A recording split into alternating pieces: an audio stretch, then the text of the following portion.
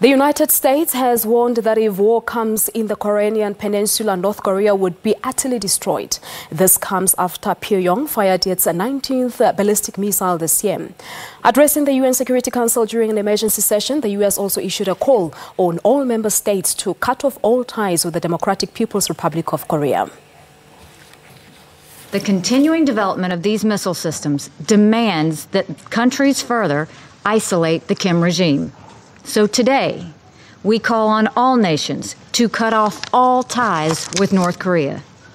In addition to fully implementing all UN sanctions, all countries should sever diplomatic relations with North Korea and limit military, scientific, technical, or commercial cooperation.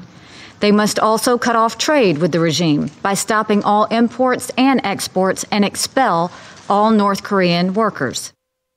Despite referring to the most impactful sanctions already imposed on any country in a generation, the US envoy called on China by name to show leadership and to cut off its crude oil supplies to North Korea. She also warned that the action by the DPRK had brought the world closer to war. And laid the blame firmly at the feet of the leadership in the DPRK. We have never sought war with North Korea, and still today, we do not seek it. If war does come, it will be because of continued acts of aggression like we witnessed yesterday.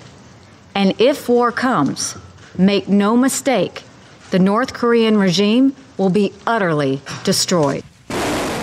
The latest missile launch traveled to an altitude of almost 4,500 kilometers, more than 10 times the height of the International Space Station, in a 53-minute flight. Sherwin Bryceby's SABC News, New York.